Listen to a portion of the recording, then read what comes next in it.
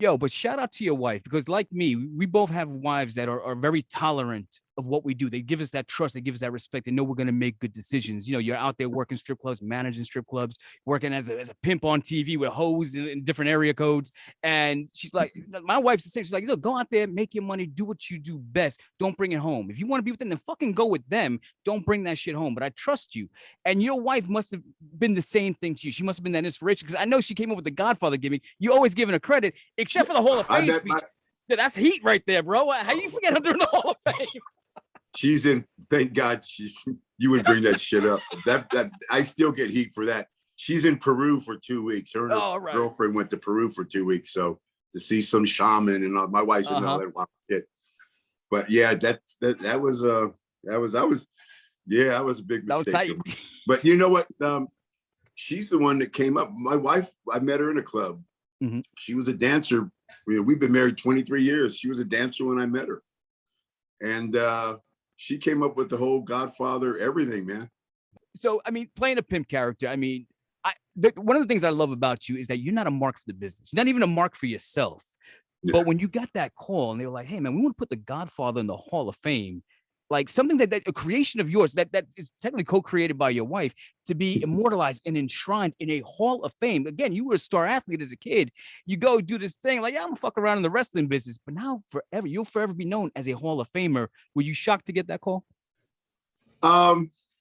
Yeah, I thought because of the pimp thing that would hold me up. But I mean, if you really look at the body of work, I mean, people today still talk about me and the Warrior, and I made the Warrior throw up. I was part of building the Rock up to be what he is in the Nation of Domination. I mean, I was part of I was Godfather. I mean, that was just the party attitude. So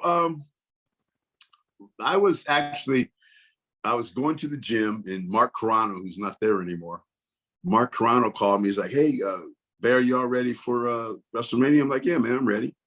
He goes, well, who you bringing? I'm like, who am I bringing? He goes, you bringing your wife, your kids, what? I'm like, what the fuck does it matter what I'm bringing, bro? He goes, we want to know. I'm like, well, why do you want to know? He goes, because Vince is putting you in the Hall of Fame this year. He goes, your name came up for the first time, and Vince says, Charles for sure. We're putting Charles in for sure. And so I'm like, cool. I'm like, I never thought a pimp would get in there. Yo, so let me ask you a question. So being the pimp, right? You know, WWE is notorious for always bringing and trying to incorporate some kind of celebrities in. I know they had Snoop Dogg on many occasions. His entourage usually has pimps, like Don Magic Juan. You never had any heat with some real life pimps because of the character you're portraying? Dude, I'm 6'5", 300 fucking pounds. Who's gonna fuck with me?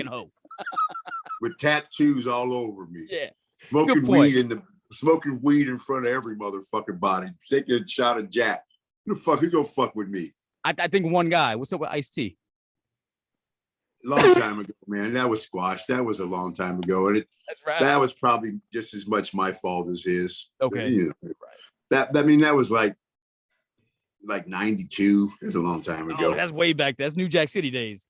Yeah. Let him try that shit with Sergeant Tutuela. And if I'm like, yo, listen, you don't fuck with hoes anymore, right? You find them dead in a dumpster. Get the fuck out of here. Yeah, I got no problems with him. Can you dig it? Can you dig it?